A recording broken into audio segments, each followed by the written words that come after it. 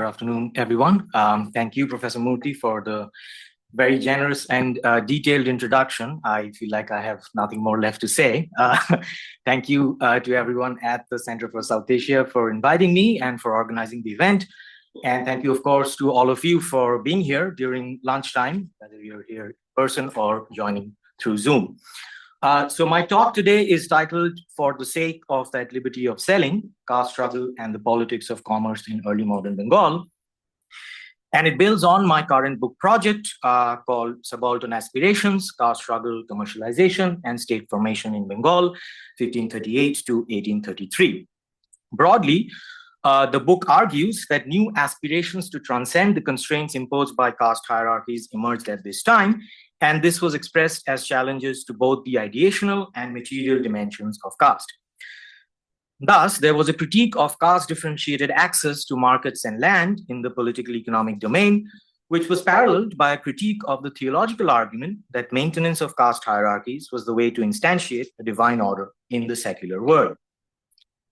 The specificity or newness of these critiques, I argue, is that there was an emphasis on or a recognition of the possibility that caste could be transcended in practice, and that a critique of caste need not culminate in a withdrawal from the secular world. This newness must be understood, I argue, as a function not only of long-term political, social, and literary religious developments within South Asia, but also due to the entanglement of the subcontinent in increasingly global commercial networks from the 16th century onwards. In historiographical terms, my work contributes to current debates about whether and in what sense we can think of a distinct period of early modernity in South Asia. Although I have important disagreements with them, my work sides here more with people like Sanjay Subramaniam and Rosalind O'Hanlon, who argue for early modernity rather than their critics, such as Dipesh Chakrabarty. By focusing on caste struggle and by emphasizing aspirations for social transformation from below, I suggest that norms and practices we associate with the rise of early modern commercial society, such as the liberty of exchange, control over one's person and labor, and the desire for freedom in the secular world, did mean something to South Asians, and it is hasty to dismiss these as merely external or colonial impositions. I will come back to this large point and argument later. In today's talk, I will focus on only one of the myriad forms that caste struggle took at this time, namely conflicts over market access and market culture more broadly. Now, to motivate and arrive at my arguments, I'd like to begin by juxtaposing for you two narratives. The first, a literary one from the late 16th century, and the other, a reconstruction of a legal conflict found in the colonial archive in the city of Calcutta. The conflict was in the city of Calcutta in 1778. I will begin now with the first literary narrative from circa 1579. In Mukundaram Chakraborty's Chondi Mongol, composed circa 1579, the hero of the Akhetik Khondo, or Book of the Hunter, is Koloketu, a hunter belonging to the lowly Kirat community. Along with his wife Phullora, Koloketu ekes out a meager existence by hunting and selling forest products in local markets. One day, Goddess Chondi visits the couple and chastises them for slaying the other animals of the forest, who are also under Chondi's protection. She blesses Koloketu and Phullora with a lump sum and orders them to clear the forest in nearby Gujarat and establish a kingdom there. This initial wealth attracts many day laborers and erstwhile forest dwellers to the region. By their unremitting toil, a city and market are founded. It proves difficult, however, to get people to settle down in the city. Koloketu again seeks Chondi's help, who floods the neighboring kingdom of Kolingo, but even that does not lead to immediate migration. Residents of Kolingo decide to make Gujarat their new home only when their king insists on collecting all taxes, even after the flood, and when people hear that Koloketu offers tax-free settlement for 7 years and charges no extra levies on festivals, salt, and police protection. Once Koloketu's modality of rule becomes common knowledge, his kingdom flourishes in no time. But with that comes new problems. A headman, Morol in Bengali, of the Kayastho caste called Bharu Datta uses his well-honed skills of flattery to enter Koloketu's service and immediately begins to treat participants in the duty-free market with contempt. Bharu steals and exacts duties from Koloketu's subjects, even beats them if necessary, despite having received rent-free lands himself. Upon receiving complaints from his subjects, Koloketu banishes Bharu from Gujarat, and the headman becomes intent on exacting revenge. He goes forthwith to the king of neighboring Kolingo and warns him of the upstart lower caste king in Gujarat. Bharu reports that Koloketu's people live in harmony and wealth is produced there at a fast pace. If this is allowed to continue, Bharu says, then Kolingo will soon be deserted. The king of Kolingo is furious and exclaims that there cannot be two kings in one kingdom. He begins a war with Koloketu, which the latter eventually loses, that is, Koloketu eventually loses, despite initial victories. The king has half a mind to execute Koloketu, but decides only to imprison him at the request of his courtiers, who suspect that Koloketu is merely Chondi's vessel. Indeed, it is only Chondi's divine intervention that gets Koloketu out of jail and revives the lives of all those who had fallen in battle. Bharu Datta is punished for his misdeeds, and Gujarat returns to its erstwhile vibrant and flourishing state. So that's narrative 1. I'll move now to narrative 2. Fast forward 2 centuries, January 1778, Calcutta. The Kayastha Raja Navakrishna Dev complains to the British colonial state that petty merchants and shopkeepers, Tehbazaris in Persian, have been deserting his legally established market. The Tehbazaris have been provoked, he says, by the upstart Madan Datta, who has dared to establish a market on his land without a charter issued by the state. By the customary law of the land, Dutt's market should, therefore, be immediately abolished. The imperial state is unsure about the best course of action.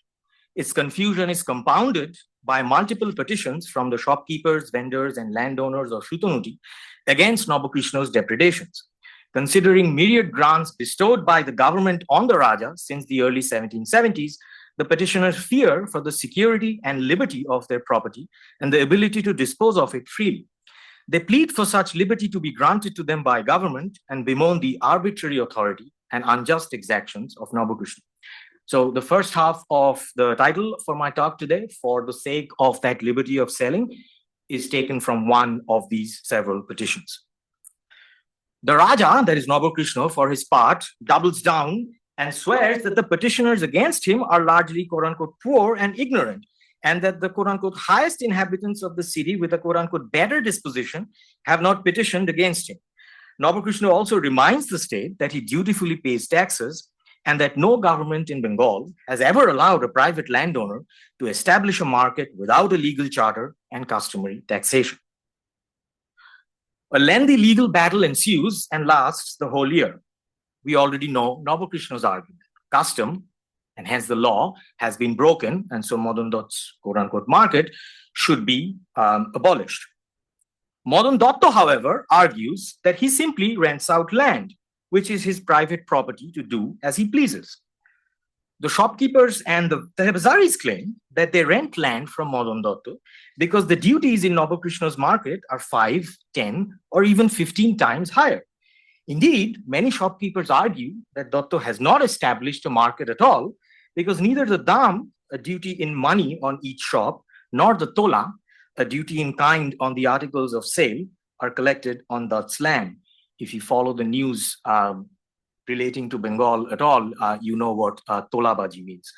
The transaction between Dutt and his tenants is between two private parties freely disposing of their property, to which neither the state nor Navakrishna should object.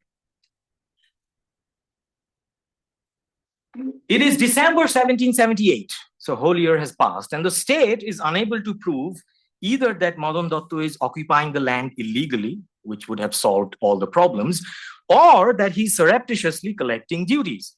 Company officials agree that these are private transactions and that a man may rent out his land for whatever rent he can get.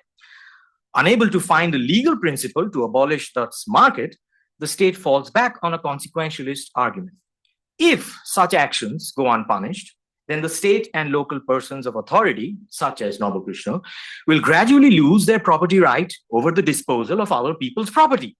In January 1779, based on this thin argument, the colonial state orders that the shops on Dutt's ground be destroyed. Property is thus destroyed in the name of property.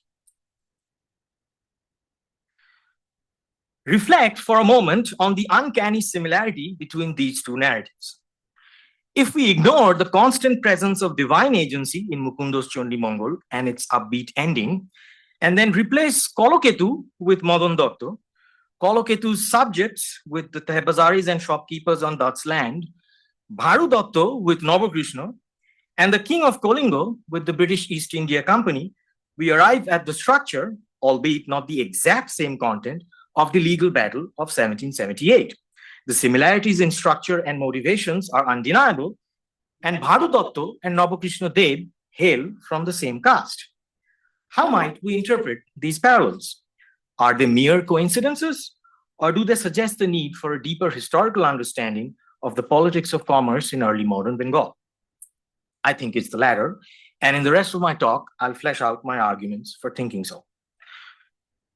Let us begin again with the first narrative.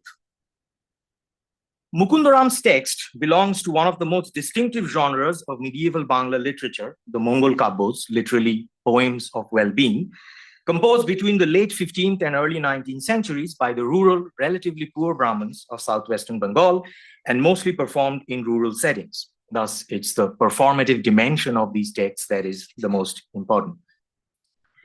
Scholars of Mongol Kabbos, such as David Curley, have noted that these texts and their performances presented a complex picture of the contemporary social landscape to the audience, and they ruminated on the possibility of subaltern actors challenging caste and gender norms. Moreover, the problems discussed in Mongol Kabbos often referred to actual historical ones, and the audience was expected to actively engage with and evaluate the logical and ethical valence of arguments made by characters. Now, this is not to suggest that literary texts and performances are merely and transparently sources of sociological information, but rather to insist that the performances functioned as dramatic representations of collective self-understandings and aspirations. If that is true, then it follows that a basic socio-political problem in early modern Bengal, that those with substantial property and authority exercised a property right over the disposal of other people's property, aka caste, was neither restricted to urban settings like Calcutta nor radically new in 1778.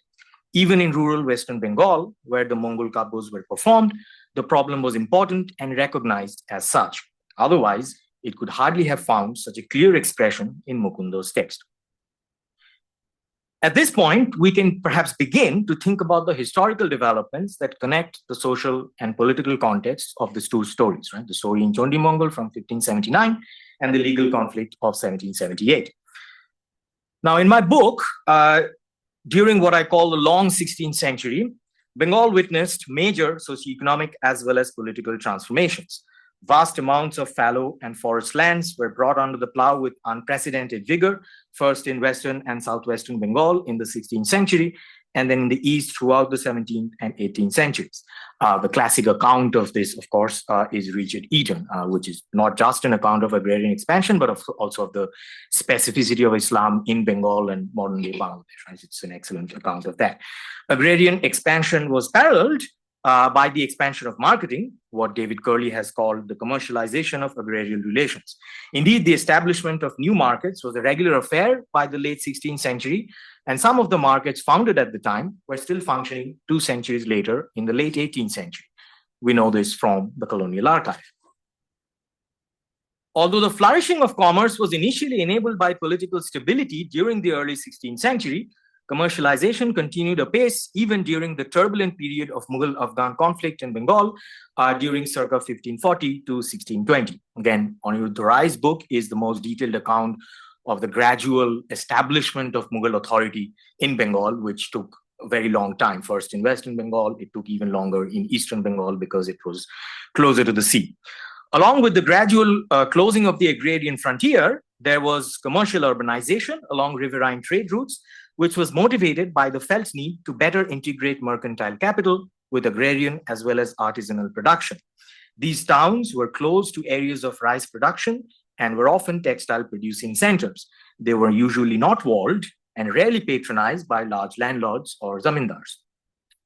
Finally, The gradual integration of Bengal into the Mughal Empire between 1575 and 1632 meant that it became part of a pan-Indian empire for the first time since the breakup of the Gupta Empire in the 5th century CE. This increased landed trade with northern India as well as with Western and Central Asia. So the immediate pre-Mughal period, what we call the Delhi Sultanate, the various dynasties which ruled the Delhi Sultanate often tried, of course, to bring Bengal within their ambit, but they were never really successful for longer than a decade at most. The rise of the Mughals also had long-run consequences for maritime commerce and politics in the region. Although Western Bengal was firmly under Mughal control by the 1580s, strategic alliances were still needed. A royal order in 1578 allowed the Portuguese to settle at the port of Hooghly, which had begun to overshadow Chattogram as the main harbor, where major silting was hampering travel. As Hooghly became a flourishing port in the late 16th and early 17th centuries, direct control over it became beneficial. The port was thus sacked in 1632, and control was wrested from the Portuguese, who were allowed to resettle only as traders, not as rulers. I'm sorry, this picture is slightly pixelated, but this is now literally 7 villages of Chattogram, which used to be the harbor, was no longer viable as a harbor with the silting, and so this is Hooghly, becomes the new port of importance by the early 17th century. Now, why am I harping on 1632 and the establishment of Mughal control there in particular? This is because the importance of this event can be seen from the fact that all of the European companies established their first factories in Bengal on the western banks of the Hooghly River, where Mughal authority was first established and sort of made stable, right? So the Dutch established their factories at Chinchura in 1635, and here at Kashim Bazar in 1645, or between 1645 and 51. The French established a factory at Chandannagar in 1673, and the British established one at Hooghly again in 1651, and again at Kashim Bazar in 1658. Of course, the British eventually came to Calcutta in 1690, which I will talk about, but Calcutta is on the eastern banks of the Hooghly River, so the river is on the western bank of the city. And Chittagong, of course, is the farthest east out, Chattogram in Bengali. Mughal authority was established here only in 1666, right? So up until then, Mughal authority was extremely shaky at the port, but it was a sort of important port for commerce, and so the Mughals eventually captured it in 1668. Now, the effect of all this was to dramatically increase the stakes of being able to access land and markets more freely. What can I do if I can access land and markets more freely, given that these changes are occurring?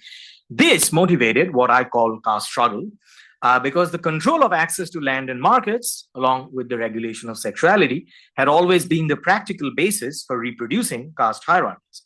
In Mukundaram's text, we can see caste struggle directly, because the caste background of the key characters is explicitly mentioned. It's harder to see this dimension in 1778, but we can come to quite firm conclusions about the imbrication of caste in the conflict. Navakrishna Dev was a Caste, which was one of the 3 elite castes of medieval Bengal, along with the Brahmins and the Boiddhas.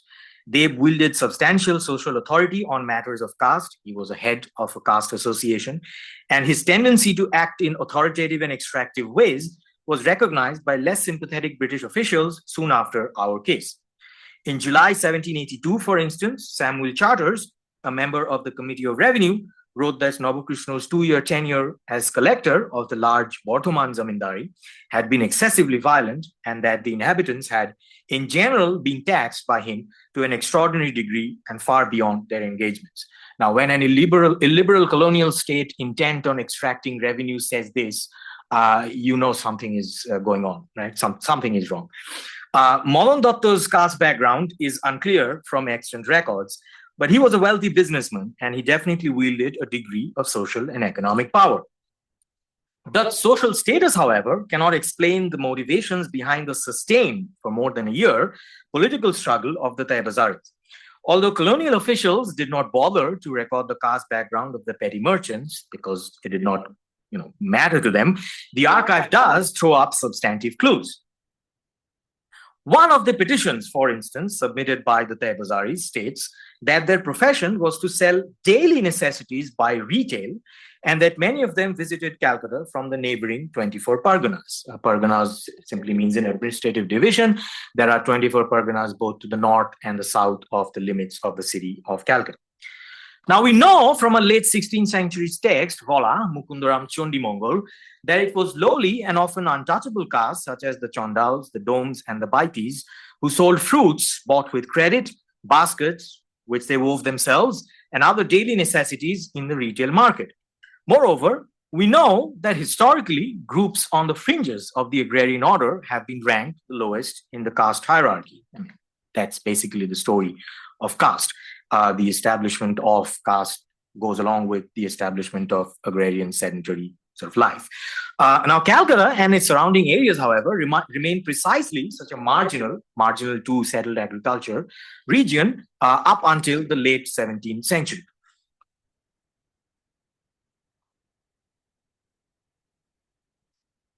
The beginnings of human settlement in what eventually came to be known as Calcutta can be roughly dated to the 16th century, when the village of Kolikata gradually became a seat of residence, while Shutonuti became a fledgling center of industry, especially of cotton textiles.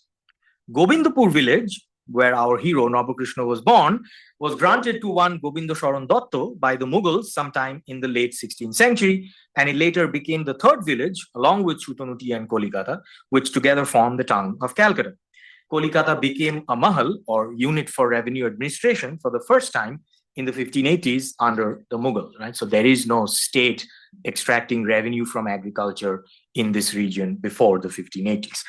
Before the arrival of the British in 1690, however, none of the traditional upper castes, except for a few Kaiste zamindars, resided in these villages. Once the port of Shoptogram in Western Bengal lost its importance, as I was telling you earlier, middling groups such as the weaver-cum-merchant caste, or Poshaks and Seths, began moving to Gobindapur to establish a new trading base. They set up bazaars and orchards and financed the digging of canals to create inland trading routes. But much of the population in these villages was made up of lower caste groups such as the Pongros, the Jalias, and the Bagdis, who had traditionally been fishermen, hunters, and non-agricultural communities, broadly speaking. There is also likely to have been some Chondals and Domes, because even in the early 19th century, these castes, along with middling groups such as Koibortos and a sizable number of poor Muslims, had a major presence in the 24 Parganas beyond the southern and northern limits of Calcutta. And they would often come into the city to sell forest products, baskets, other items as petty merchants. In the 18th century, keeping with the trend in other parts of Bengal, there was massive land reclamation in the 24 Parganas, and this had a symbiotic relationship with the growth of Calcutta and the growth of markets in the city. Finally, and this is important, we find in the archive that two of Madan Datto's key witnesses, Kebul Ram and Shukdev, did not have last names worth recording or mentioning, suggesting that they were lower caste. The first question put to Kebul Ram, moreover, was whose servant he was, implying that his low social status and possible servitude were etched onto his name and physical appearance. Nabhakrishna himself, as we've seen, also denigrated his opponents based on their social status, calling them quote-unquote ignorant and stating that most of the quote-unquote highest shriots with a better disposition did not petition against him. I have elaborated on this evidence in even greater detail, if that's possible, elsewhere in my published work. And it argues two things. One, that there was something like caste struggle in this period. And two, this is really the key point, that at the root of this struggle was the question of property, how it was created, who had access to what kinds of property, and why. What is property? Who has right to it? Why? On what basis? That's at the heart of caste struggle. I think that's my main argument. In another chapter of my ongoing book project, I similarly show the imbrication of caste in the Maimansingh Peasant Rebellion between 1826 and 33, in which the key argument of the rebels was that all labor, irrespective of caste or community origin, creates a property right in the soil. So Maimansingh is here, sort of an eastern frontier district, and obviously it's part of modern-day Bangladesh. Finally, through an extended discussion of internal developments within Bengal Vaishnavism across 3 chapters, I show in my book, not today, that by the 18th and early 19th centuries, lower caste bhakti poets had arrived at the radical argument that their relationship to the divine would be mediated by worldly labor undifferentiated by caste and not by caste-prescribed duties inherited by birth. In other words, all worldly labor, irrespective of caste and birth, could now be the basis for divine pursuits. Suppose now, for a moment, that my evidence is convincing enough. It need not be, but suppose it is, and that all of us can agree that something like caste struggle over market access existed in early modern Bengal. Can we conclude something about it, from it, about the emergence of early modernity in South Asia? As I mentioned in the introduction to my talk, but the biggest argument in the forthcoming, hopefully, book is that norms and practices we associate with the rise of early modern commercial society, such as the liberty of exchange, control over one's person and labor, and the desire for freedom in the secular world, did mean something to South Asians, and it is hasty to dismiss them as merely external. Thus, for the evidence I have presented today, the argument would be that the liberty of exchange, or what is somewhat simplistically often called quote-unquote free trade, as norm and practice, is something that could and did arise imminently from within Indian society in the form of caste struggle, even though one fundamental condition of possibility for this emergence was the entanglement of the region within global commercial networks. Given the domination of time that we are under, I cannot fully defend this claim now. You'll have to wait for the book if I manage to complete it, and even then, the entirety of my narrative may not convince you. But what I can do in the last quarter of my talk is argue that extant approaches, right, already existing approaches to caste and market culture in the period that I'm looking at, do not offer us fully satisfying interpretations of the evidence. Moreover, we must ask whether caste struggle had an ideological dimension and how we can grasp that, because the analytical and political stakes are far too high. To see what I mean, consider now how the evidence I have presented to you today might look like through the lens of self-consciously post-colonial historians of caste and market culture in India and Bengal, respectively. Sudipta Sen, for instance, that's the F word again, for instance, has drawn a sharp ideological divide between the structure and norms of trade in the pre-colonial and colonial periods.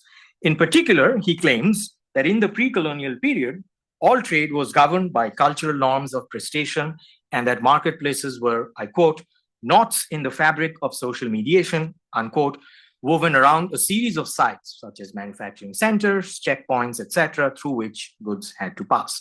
Sen called these movements passages of authority, and his really key argument is that these passages involved the willing payment of duties and taxes in return for protection, a fact that all British merchants failed to understand. Thus, the emergence of a colonial order was a major rupture. Inspired by abstract principles of free trade, the colonial state sought to dissociate the marketplace from the indigenous cultural and political forms in which it was embedded, and thereby to convert markets into sites of quote-unquote pure exchange. This practice of conversion constituted what Sen terms a permanent settlement of marketplaces, accompanying the permanent settlement of land. Nicholas Dirks, very well-known book, on the other hand, has criticized the colonial state for promoting the idea that caste was merely a religious institution belonging to the private sphere. The colonial state misrecognized the fact that caste had always been political in the pre-colonial era. His main argument is that by organizing the entire process of governance around caste, census obviously being paradigmatic here, and by treating caste as a supposedly religious category, colonial rule created the conditions for caste and communal conflict to become the fundamental basis and form of modern politics. This may be too much detail for you, but an interesting tidbit is that both of these scholars were Bernard Corn students at the University of Chicago. Combining Sen and Dirks, we might say the following. Yes, there was conflict, dissensus, and protest in the pre-colonial period, but these occurred within a broader framework of quote-unquote justice and political cultural norms. Protests ultimately referred to, that is their ultimate horizon of thought, was what David Curley has called a moral economy while analyzing the story in Mukundaram's text, with which I started, Koloketu's story. Moreover, and this is important, social statuses in the pre-colonial era were not as rigid as subsequent colonial knowledge would have us believe. The emergence of colonialism was the major rupture because it destabilized this entire local order by smuggling in its own knowledge, which was both the basis and the result of its political power. So that would be Father Foucault coming in there. I agree with Dirks now that the colonial legal innovations of the late 18th and early 19th centuries increased the importance of caste as ritual hierarchy. But his thesis of the colonial construction of caste has been rightly criticized. Rosalind O'Hanlon, for instance, has pointed out that in the pre-colonial period, caste was much more than an epiphenomenon of the state. It was, I quote, sustained strongly in the domains of family and personal life, bodily comportment, and religious practice, unquote.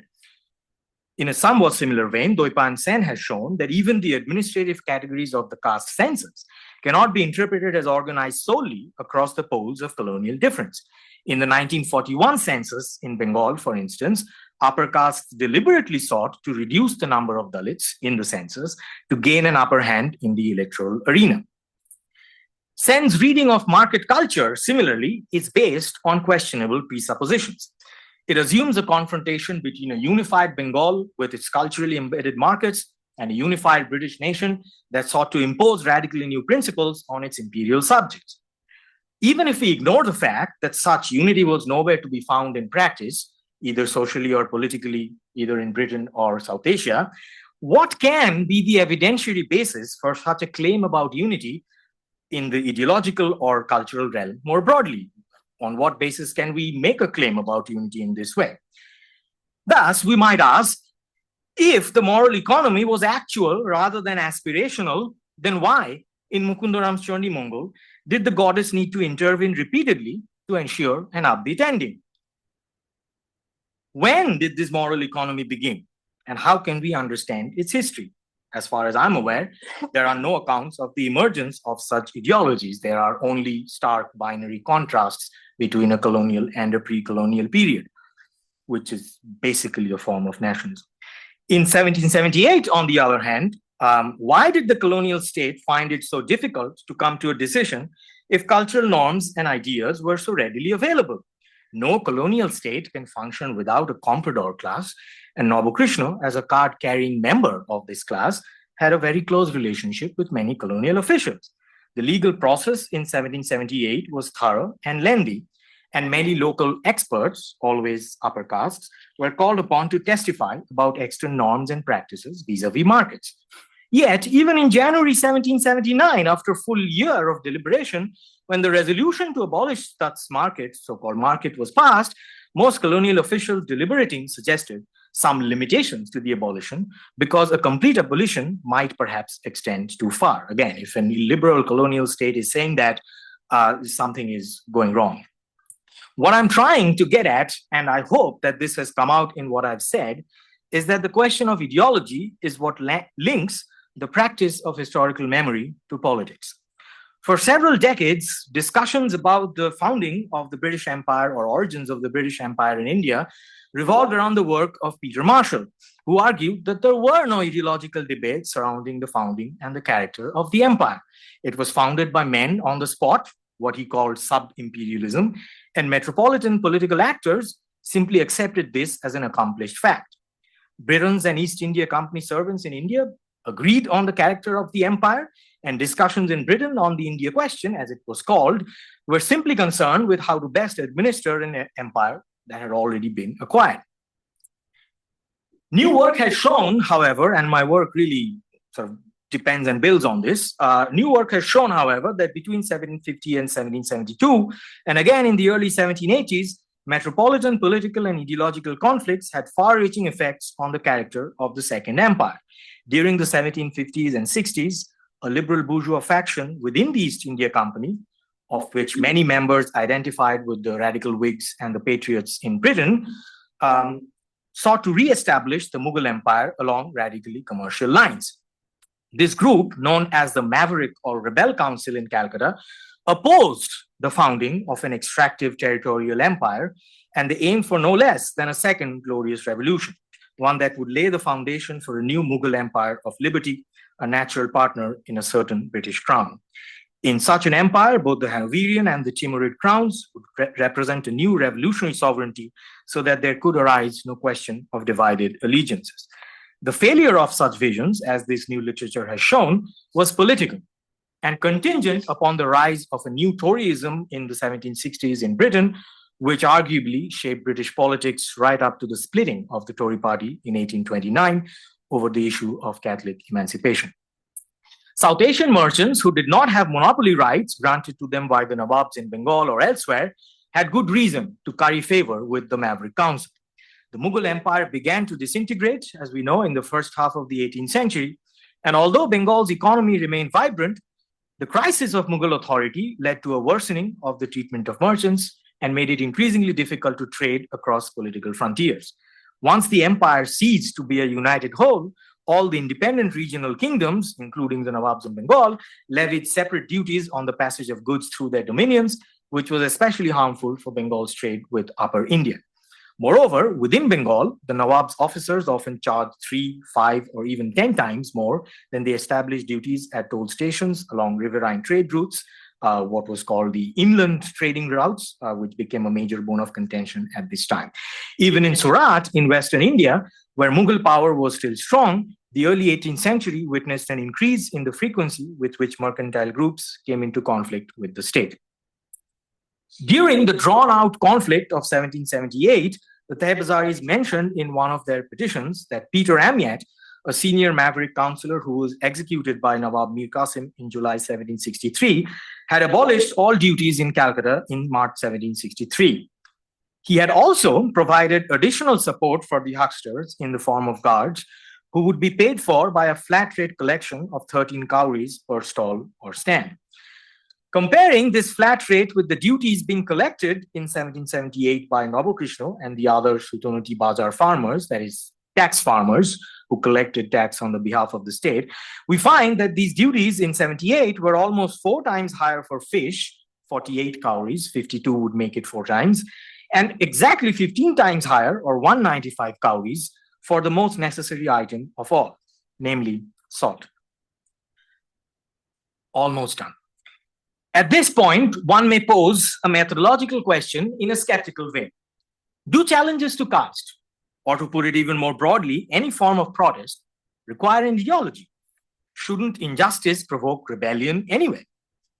Perhaps. But the standards of what is just, good, and true change. And it is the task of the historian, I believe, to reconstruct such change as best as possible. Ideology, to me, is like a map that helps us navigate a terrain, a framework or lens through which the world makes sense. It tells us why the world is as it is, and quite often, also why the world should be that way.